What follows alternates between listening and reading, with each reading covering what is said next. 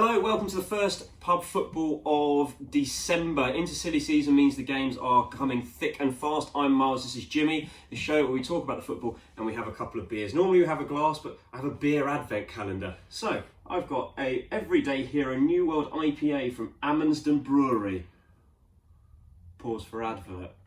There we go. Okay, on this show today, we're going to look at the games from last weekend, and quickly at the end, all we're going to do is score predictions for the midweek games, because it is December, means games are going to come every couple of days now, and it's just too much to keep on top of. We don't have enough time. So we'll just do it quickly. Okay, so over the weekend, it all started on Saturday, 12:30. Newcastle holding Manchester City to a draw 2-2 at St James's Park. Great goals in that game. Burnley 0, Crystal Palace 2 at 3 o'clock. Chelsea losing at home 1-0 to West Ham, and another shocking result. Liverpool scraping past Brighton 2-1, keeping that winning streak alive. And Tottenham hanging on again, 3-2 at home to Bournemouth. The late kick-off, Southampton beating Watford 2-1 in a massive game in the relegation fight. Sanchez Flores has now been sacked by Watford. We'll get into that very shortly. And on Sunday, yesterday, Norwich drawing at home at Carrow Road to Arsenal with Ljungberg in charge. 2-2. Wolves drawing with Sheffield United 1-1. Leicester with a last-minute winner against Everton 2-1. Surely that's the end of Marco Silva. And Manchester United drawing at home with Aston Villa 2-2. Starting in the first game of the weekend. Yes. Newcastle, Manchester City. Great goals. City dominated, but yet again have dropped points in the transfer, they're title looking race. very fragile, aren't they? I've got to say, as you mentioned, some fantastic finishes. De Bruyne's, Shelby's, De Bruyne's was beautiful. Even Willem's goal was nice. Yeah. There's just massive issues at City. They just look like they've conceded it already, haven't they? Yeah. Well, which I completely understand. I think they should maybe focus on the Champions League, but they're really poor at the moment, and especially when you go, what was it, 1-0 up, 2-1 up.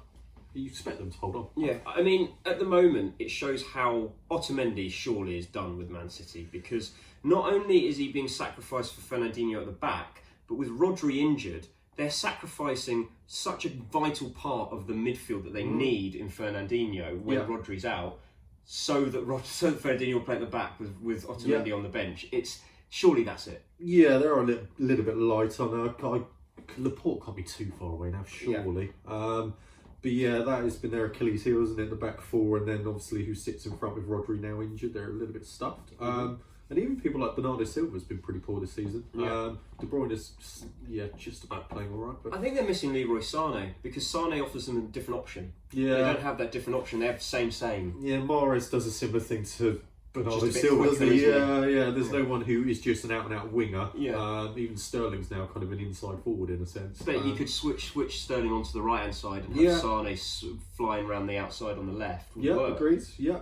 Fair play to Newcastle though. Got to say, Steve Bruce is doing a fantastic job at the moment. Yet again, if Steve Bruce would call Rafa Benitez, Newcastle fans would be in love with him. Yeah. However, for some reason they don't like him and don't know what he's going to have to do, but right now it's looking like he's going to keep them up, which at the start of the season looked like a miracle. Yeah, and they keep getting points against the big teams, and they're actually doing quite well at home, which is great. So, keep it going, Steve Bruce, doing fantastically. Moving on to the first 3 o'clock kickoff, and a result that just really annoyed me. Oh, yeah. Crystal Palace winning 2-0 away at Turf Moor against Burnley. It annoyed me that much, I didn't watch it. No one watched it at 3 o'clock. No, I actually haven't seen the goals. It's just annoying. It's just annoying that Palace keep winning. Palace is the one team in the league that I think I quite want them to go down. Yeah, they just keep doing this, and you expect Burnley to absolutely smash them at home. And that's a typical Burnley result as well. They'll go on a little run, then they'll lose a couple, and it's that's what Burnley do. Well, that will keep them mid-table. Yeah, that Burnley fans will be happy. And Sonny Zaha's playing quite well. Classic, January's coming. He's picked his game up a little bit. How much is he worth? Oh, I would struggle to say over 60 mil at the moment. I go 40. Yeah. 40. He's 26, 27, isn't he now? He's not that young. No. He's not. He's never consistently done it. He's been good, but I don't think he's ever been as good as Palace fans make him out to be. He's been good on the counter-attack. You put him in a team that aren't going to counter-attack and he's going to struggle. Be interesting what they do in January, because obviously they're pretty much safe. Have you seen who they're linked with? No. Because Palace obviously need goals. Their strikers are terrible. Ayew doesn't score. Benteke doesn't score. No, you know who they're linked with? Fabio Borini. I mean, it's like they just look for people who don't score goals. Yeah. They'll bring in Fabio Barini and Dominic Solanke. That would be the two. What a dream team. No goals. Barini, really, of all the players Palace could sign. Yeah, just go and get a kid on loan. I'm sure there's someone who could go there. But just buy someone else. Buy someone from the Championship. Be better. See if you can prize Eddie Nketiah from Arsenal. Yeah, you say Ollie Watkins is doing very well for Brentford. Very, very well. But yeah, as I say, I think it'll be interesting what they do in January because they're basically safe.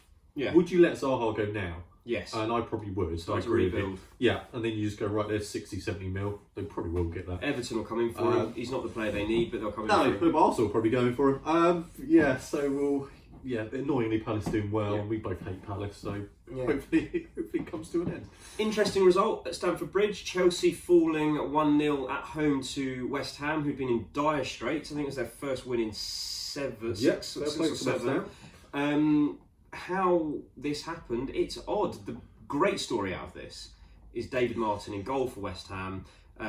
He used to be a Millwall player, but West Ham fans will not mind that one bit because he cost them the FA Cup last year by dropping the ball over his line, or for progression in the FA Cup. He is the son of Alvin Martin, who played for West Ham for 21 years, keeping a clean sheet in his Premier League debut away at Stamford Bridge for West Ham United at the age of 33. Never thought he'd get this opportunity. Burst down in tears, went and hugged his dad. Great story. Love it. Yeah, I remember watching him at MK Dons about 4 or 5 years ago. He was absolutely terrible. But no, fair play to him. And yeah, it was a really good moment. And fair play to West Ham. For they're absolutely fantastic. And Miguel Antonio, sorry, he's not Spanish.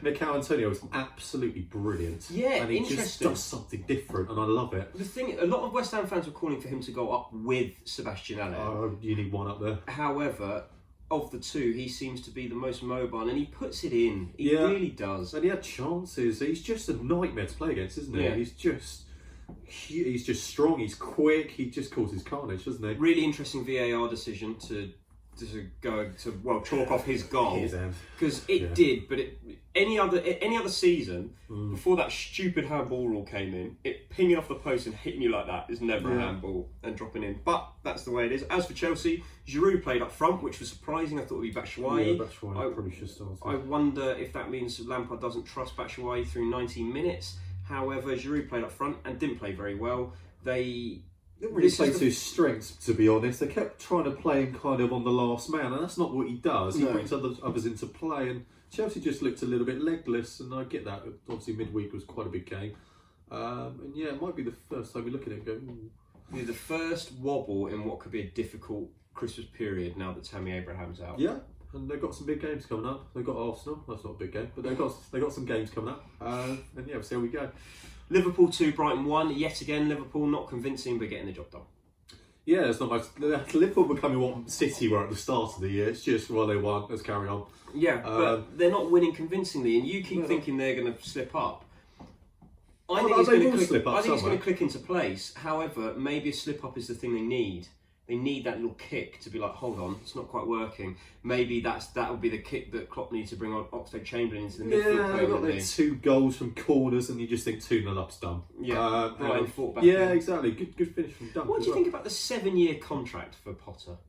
He signed this week. Did he? Is he 7-year contract. Pardew, has he? Yeah, exactly. Pardew still in his. No, I think he's just finished his Newcastle contract. That is incredibly brave. But Brighton, one of those clubs that I can imagine him being at for that amount of time as well. Whether they stay up or go down, it doesn't matter. Yeah, he's got a vision. He's got an idea, and I quite like the fact they might do that. They don't need to change it. They're doing all right. But yeah, interesting. Liverpool going to win the league, aren't they? Yeah, they're miles ahead. Even if Leicester are their best challenges. Even if they have a wobble, they're still going to win it. Yeah, which is really annoying. Tottenham 3, Bournemouth 2. Spurs going 3-0 up and getting pegged back to 3-2 again with a nervy finish again.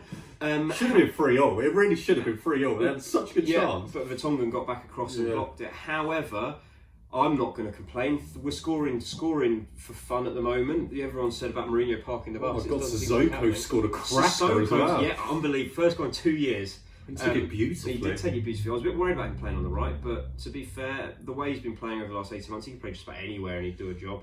He's that player. He's so vital for Tottenham. Vertonghen and Alderweireld both want to sign new Vertonghen apparently wants a new contract. Alderweireld is now open to a new contract now Mourinho's come in. Alderweireld's passing was what won us the game. Those long balls, raking balls were fantastic. Diags, aren't they? Those Diags are winners. Yeah. And Dele Alli is back to doing what he does best, which is running in behind Harry Kane, making the runs, making the space, creating space for Kane, giving himself a chance, getting close to Harry Kane, which is what we haven't had at Tottenham under Pochettino over the last 18 months. Dele Alli, isn't it? Out of nowhere, he's playing absolutely wonderfully. He's just been told to get close to Kane, and that's what is good. And that's what Mourinho's come out and said. He's not a midfielder. He's not a midfielder. He's not a centre midfielder. He's an attacking midfielder. He runs in behind, and he's playing his best football for a long. He's been playing his best football in about 2.5 years. Yeah, he's been great in the last sort of 3-4 games. Fair play to him. But yeah, there is that Achilles heel with Spurs. Stupid goals. Yeah. Absolutely, Dyer played, which was brave, starting him after pulling him off. But I think it was the right decision for the player's confidence. Winks didn't start, did he? Winks was the one who was dropped this week, but again, we've got I think we've got Man United in midweek. It's rotation, isn't it? Yeah. So you've got to use the squad. Big call for me was that Danny Rose was on the bench. Davis has been injured. Davis got injured last week, which seems to be Mourinho's favourite now. Rose played in midweek, looked a bit dodgy, gave away, bad pass for the goal. Dropped for Vertonghen at left back, and the way that Mourinho seems to play is he likes a defensive left back, and Aurier can go and do what he wants at right back. Still interesting to see that Vertonghen was picked above Danny Rose. That for me spells the end of Danny Rose, because you've got Davies when he comes back will be the first choice. You've got Vertonghen there, and then Ryan Sessegnon might be the one they try to mould in. For me, that means Danny Rose will be available in January again. Yeah, and he's kind of sounded out that the fact he wants to go on multiple occasions, Danny Rose, doesn't he? Oh, just let him go. You'll be alright. And yeah, as you say, having a centre half who's not particularly quick at left back proves that he's not in the reckoning at the moment. Also, Tottenham are now in 5th and 6 points off Chelsea. Yeah, you look great. And Arsenal and United fans are looking at it going, oh, why didn't we do that? But yeah, no, fair play to Bournemouth. They did come back into it. Great free kick. Wonderful free kick. Harry Wilson, I'm surprised he's not starting. Every time he plays, he scores. He's playing really well. And screamers. Yeah, and obviously he got the second one, a bit of a scramble there. But then they had the chance right at the end. I was like, oh my god, they're going to do it. Wouldn't it have been great? We would have just shut all you Spurs fans up. That really annoyed me. But yeah, there is that Achilles heel at the moment that obviously needs to be amended, but it'll come in time, 100%. Bournemouth will be fine this season. Yeah. Eddie Howe, as long as Eddie Howe stays, they'll be fine. Good effort to get back into the game. Fair play to them. It's one of those, isn't it? 5:30. The biggest game of the weekend for me. Southampton 2, Watford 1. Down the bottom of the table. Watford went 1-0 up through Ismail Assar. Southampton came back, and their equaliser should have been disallowed from VAR. His hand, didn't it? Because he did what looked like in real time, a superb bit of skill. What he's actually done is flicked up into his hand and pushed it round the player, which, to be fair, was an incredible bit of skill anyway, but an illegal bit of skill. Well, you think about 45 cameras that look at the pitch would have seen that. They said they didn't have an angle, and I don't get that, because if we have an angle from Sky, surely that's another they need to have an angle. Surely they have an angle. It's unreal, isn't it? They should have every camera that Sky has. Sky can't have better views than the referees or the VAR truck. But what it has meant is that Sanchez Flores, less than 3 months in charge, is gone. Watford are well and truly winning the sack race. They've done it twice. When they appoint a new manager, and this was a great start I heard this morning, they will have had 3 times more managers than wins in the Premier League this season. I've got to be honest, I watched the game on Saturday night and Watford bottled it. They had the game. 1-0 up, playing all right, and they're just second half, they were terrible. And Flores, bless Flores, he's just done a really rubbish job. Well, he never got a transfer window. No, and he came in really difficult fixtures as well. Right time to get rid of him, wrong man to have in the first place? How do you think it is? I don't know. I feel like he's a genuinely very good manager, just wrong time in appointing him. Gave him a horrible set of fixtures. No one's going to get anything out of those, to be honest. He had Arsenal, City. Well, this was the one. And the Burnley exactly. At home. There have been a couple where you look at it and go, we should have probably got something Burnley at home, they played so well in the first half. If they took their chances, they would have been outside. And Arsenal, they should beat Arsenal. If they won that first game, forget the fact they would have lost 8-0 the second one. It doesn't matter. But yeah, it's just a shame, isn't it? And where do you go now? I think you're going to go British. Well, the front runner I'll go Chris Hughton. I wouldn't. 100%. No, I wouldn't. If you're going for Chris Hughton, for me, Chris Hughton is the rebuild when you're down in the Championship manager. Chris Hughton, you get They Chris basically Hughton. are, mate. So No, there's one man that will keep them up, and that's Sam Allardyce. Yeah. If they want to stay in the Premier League, and that should be more important than the long-term project right now, you can start the long-term project in the summer. You can get Chris Hughton lined up to take over in the summer. You go to Allardyce. Right now, Sam Allardyce, take us through to the end of the season. Yeah, exactly. You've got the perfect man for Sam Allardyce to play up front, which is Troy Deeney. He will fit Sam Allardyce's style to no end. They're quite a physical side, Watford, as well, which suits. Perfect for Sam Allardyce. And, all these Watford fans are just consigned that they're going down. You're 8 points adrift. There's still so much football left to play. Well, let's say this time next week, 2 games, you might be 2 points adrift. Exactly. If you can pick up 2 wins out of nowhere, suddenly it's like, oh my god. Yeah. Yeah, I agree with you, and that would be a good shout. Sam Allardyce. If you get Sam Allardyce and you stay up, you get anyone else, and the names being banded around. David Moyes is not a bad idea. David Moyes is the only other one who Yeah. could potentially keep them up. He's looking at West Ham, though, and Everton. Yeah, for me, Chris Hughton, good manager for next season, but he's not the one who's going to spark a comeback to stay up this season. You don't know Mark that, but I Hughes agree. has It's been not mentioned, Mark who Hughes. you should stay well Mark Hughes away should from. never ever get another Premier League job. No, He's not good enough. He's terrible. Other managers are the Bristol City manager, who again end of the season give him the chance. Potentially. But Sam Allardyce, you've got to get Sam You don't Allardyce. fancy Tony Pulis at the moment? Even you know what? To be honest, Tony Pulis would do all right. He'd probably keep them up. He probably would agree. Yeah. He'd drop the players who have bad attitudes. He'd get the ones in who You don't. even look at someone like, it might sound slightly ridiculous, even like someone like Mick McCarthy. I know he's with the Republic of Ireland, but they don't have a game for ages. They go down. You need the proven record. Mick McCarthy in the Premier League hasn't had a proven great record. But you just need someone who's not really in work till kind of March, April, May, and then you suddenly go, right, just keep us in the league. You need Allardyce and Pulis are the two I'd look at, because they've got a proven record of coming in this type of situation and keeping a team up and getting them. And the thing that they have is they always get the best out of the group of players they have. Yeah. And that for me is what they need. Allardyce, Pulis, not Chris Hughton, not yet. I think it will be Chris Hughton, and I think Watford will go down. Watford need to sort it out, and agree with you. You need a manager who's going to come in, organise, get them playing to their strengths, get it up to Deeney, work off of him. To be fair, Ismail Sarr played quite well.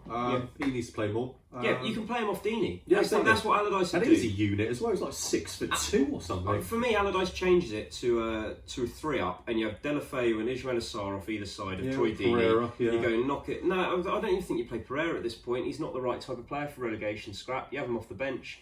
I'd probably play a midfield 3 of maybe Capoue, Hughes, and Decore. You've got to be strong enough. Just get strength in there, and then Cleverly is quite exactly. a strong player, And then in January you strengthen the back 4. That's what you do.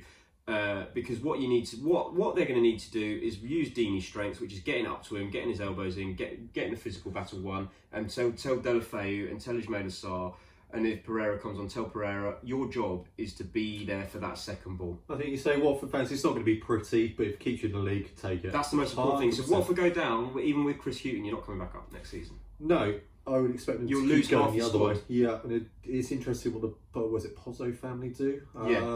Yeah, I think they might look at it and go, ooh, I'm not sure about this. But yeah, big couple of, big end to the season for Watford and what they do in the coming months as well. Hopefully they'll make a change. Well, hopefully get Sam Allardyce or someone in ASAP.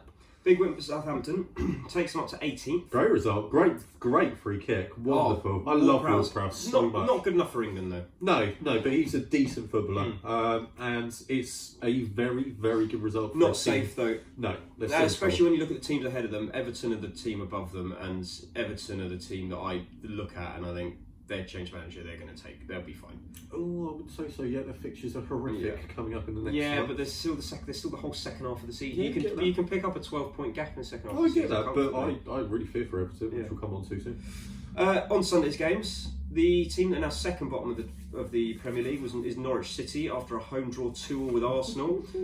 Second half, Norwich City matched, if not were better than Arsenal. Oh, they were. Watched the entire game. First half, started quite well, taking the game to Norwich, looked quite good, and then gave away the world's worst goal. Basically, straight up to Pookie, fully turned, was still no one near him, And he just took it forward, deflection, fair enough. But no, it's so easy. Yeah. And we looked great going forward, but the second we got turned, it was like, oh my God, we're in massive trouble. Todd Cantwell took his goal very well as well. Beautiful finish. He always scores against the big teams. He looked like he'd taken too long. It looked like but he just took the right amount of time. No one closed him down. No. Yeah. Aubameyang's goal, not really controversial, slightly, in that VAR made them retake the penalty for the most minimal. Oh yeah. It didn't even look like their feet were in the box. It looked like their body had leant over the box, and that for me, I'm not sure that's encroachment. To be fair, there were a few in the box. But it's the one who gets the ball. Yeah, like I was sat with Dad as he was about to take it. We both said he's going to miss because he started really poorly. I was like, he's going to miss this. And Tim Krul took a yellow card to cycle. Yeah, and I was shocked he took the second one. Yeah. Fair play to him, he took it beautifully. But yeah, we are. It doesn't matter. Freddie Ljungberg's only been in charge for one training session. I get that. His team selection was a little bit different. What I was about to ask you, because he's been in charge for one training session, yes. However, Arsenal fans are like, oh yeah, this ex-player, this Arsenal legend is coming in to take over, we're excited for this, like, can Freddie be the one to turn around? Can we keep Freddie to the end of the season when we can get a good manager? These are things that are being bandied about. You see the team sheet. Not only is Granit Xhaka in there, Mustafi's Socrates is starting ahead of Tierney, and Mustafi is playing. Socrates isn't playing. Not Socrates, Kolasinac, sorry. They're three players that Arsenal fans don't want in the starting lineup. Straight away, as an Arsenal fan, when you see that, what do you think? I was a little bit surprised. I don't know what he's seen to make him think that Kolasinac is better than Tierney in midfield. We need Xhaka on the ball more than anyone else. Didn't quite get that. It's at the moment, it doesn't make a blind bit of difference who manages that side at the moment. The players aren't good enough, and the recruitment in the summer was not good enough. Why the hell we didn't get a decent centre half and spent 75 million on a player who's not even in the 11 at the moment and struggling to get even on the pitch because Saka came on. It's just a bit of a mess. And at the moment, you just got to grin and bear it for the season. Maybe finish sort of 7th or 8th and just get on with it. Bellerin's not really getting a look in. What's going on there? Was he injured again? Yeah, he's still not there yet. Yeah. Tierney, Kolasinac going in ahead of Tierney was a massive shock for me. Yeah, agreed. I don't know if it's just for a physical presence, but no offence to Norwich, they're not a physical side. I actually think Chambers is playing really well, but could you move? Okay, here's a question. Yeah, could you move Chambers inside and play him next to David Luiz? Well, Holding's not been playing well when he's come back, but he'll get there. Yeah, could you play that as your back two, or even him next to David Luiz? Because Mustafi's not the answer. Mustafi got made to look stupid by Norwich a few times. Pookie and was on his arse very quickly. Yeah, he didn't look great. Yeah, especially as you say, second half we were absolutely dreadful. And there was only one team who was going to win it. We were terrible second half, and there's not a lot to take from that apart from it's a point against Norwich. There's nothing to take from that. Midfield's poor. I know you like him. I just don't rate Matteo Guendouzi, and I thought yesterday showed so many of his flaws. He runs around a lot. He gets the ball on a lot, but it doesn't do anything with it. No, he's not. You look at the other two; they're both doing nothing as well. He's Matteo Guendouzi. Don't get me wrong. He's very good for his age. You absolutely hate Guendouzi. He's very good for his age. I can give him that. 20 years old, good player. However, to be starting for Arsenal right now, not even close. To be starting in any Premier League team, not really. I would have him as a squad player. I think he'd be on the bench at most Premier League teams. But this is where we are. This is the problem at Arsenal. That midfield three is not right. And even when Torreira came on second half, why? Start him. I don't understand what the problem is with that midfield three. Ozil dotted in and out, didn't do a lot. Lacazette got really pissed off that he got taken off. He was poor. There's just a lot wrong at the moment. Would you be happy to have Ljungberg to the end of the season if it meant you got the right man at the end of the season? Well, I don't think it makes a blind bit of difference what happens this season. We're not going to finish. You've got a January transfer window to get through. Not any money. Yeah, that's the thing, to get through. We're just going to have to grin and bear it for the season. Just go write it off, as you say. Maybe hold out for Rodgers. Maybe hold out for someone who wants to come in and stamp their own authority on it. But we are in dire straits.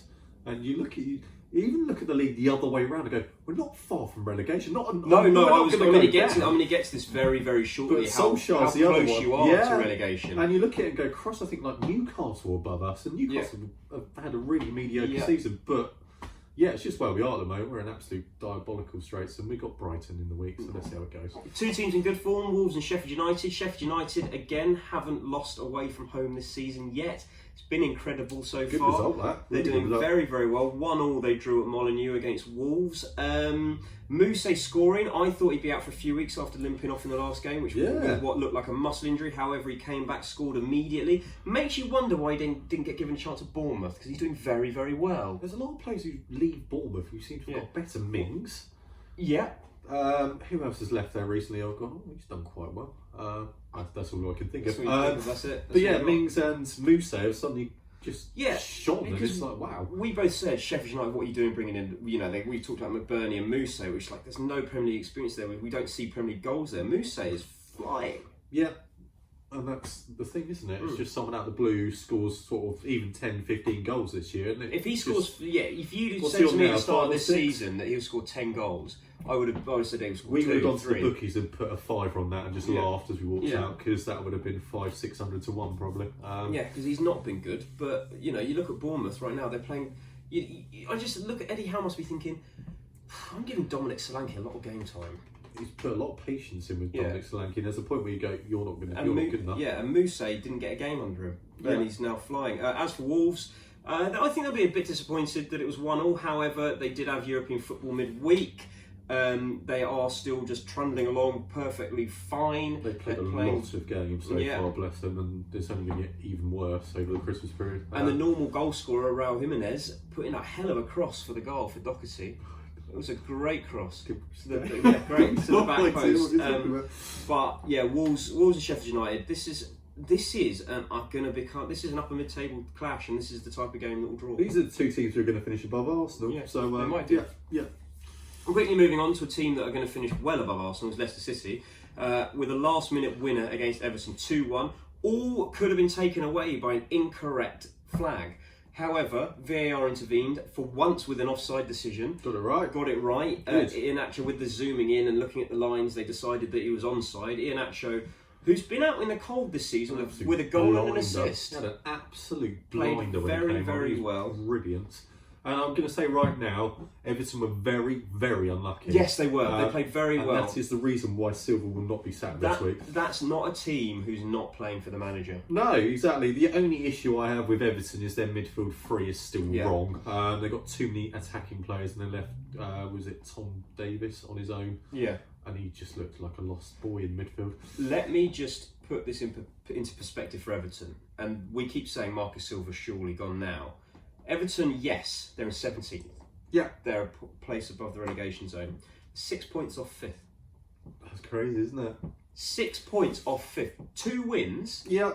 And it changes everything. Well, and yes, they've got a really difficult run in now for a few games. They've got Merseyside derby midweek. But it's not like it's dire straits. If you'd have said this time last season, 2 points off 5th, they probably would have been in 7th. Or 6 points off it, they probably would have been 7th. Manager would have been fine. I get that. It's an interesting one for chairmans as well. We would think, do we pull the trigger, or do we give it 3-4 more games and go, Christ, we're still only 2 or 3 points off where we need to be? Yeah. It's interesting. To be fair, Everton were great, really unlucky. Leicester just about deserved it. I thought they played really well, Leicester, I've got to say. They were a really good side. Really good side. And as usual, Vardy scores. Fair play to them. And fair play to Iheanacho. He's been out in the cold. What was it, first goal in 25 games? Ridiculous, but took it beautifully. Absolutely. So Everton maybe stuck with Marcus Silva for a few more weeks through the Christmas period. It's going to be difficult, but Tottenham all of a sudden are being talked about as being, probably going to finish in the top 4. They're 6 points off Chelsea. Everton are nowhere near the top 5 and they're 6 points off 5th. So it's not as bad as it looks, but they are teetering very, very close to the relegation zone. And it's not been good enough. It is the one where you look at the fixtures and go, if they only get 1 point out of like 5, you suddenly go, oh my God. If it had been good enough for Everton, they'd probably be in the top 4. Yeah, 100%. But yeah, was that Iheanacho goal the goal that takes Leicester very, very close to properly challenging Liverpool? Probably not, but I'm so pleased they won because it will shut all the Liverpool fans up and think, oh. Well, Liverpool are still looking down at Man City. Leicester are in a very good position at the moment. No one expects them to win it. I'd completely ignore City, they're gone. City are 11 points behind. Leicester are 8 points behind. Leicester 3 points ahead of City already, which is Leicester are a strong side, and they're doing really well. Doing very, very well. I hope it continues. Last game of the weekend, again, a very good goal from Jack Grealish in it. Manchester United drawing at home again, 2-2 against Aston Villa. Yes, again, Man United didn't look very good. Aston Villa probably should have won the game, had better chances. Grealish was absolutely phenomenal. And I'm going to say this right now, should be in the England squad. And I actually believe, I'm looking at it now, the way he's playing, and when I'm looking at the highlights, when I'm looking at the games, for me, he's offering more than James Maddison is. I don't agree with that. I think Maddison's a great player, but just in terms of going past a player, picking a pass... But do you think both of them are offering more than Ross Barkley? Yes. I say yes, and that's the first person I'd even say out both of them are offering more than Mason Mount. Yeah, agreed. For me, I wouldn't look at Maddison and look at other players and go, "Oh, well, Barkley's doing." I just need to start for England. Yeah, and it's a shame that, unfortunately, for Grealish, we don't have a game for England for about 4 months because he can play incredibly well. But for he could get better. He could keep getting better. But he might all of a sudden get injured again, and you're suddenly go, "Oh my god!" He's out. But yeah, fair play to him. He, by the sounds of it, were on the show. I again didn't watch the game. Yeah. But Man United, it's just classic United, isn't it? Not very good. I think they turned the corner. Absolute shocker of a result. Their midfield two is Fred and Pereira with Mata in front. That's not good enough. No, I'm shocked they're getting results with that midfield because it's terrible. Pogba could be back for Spurs midweek. But which Pogba do we get? I don't care. I hope he leaves.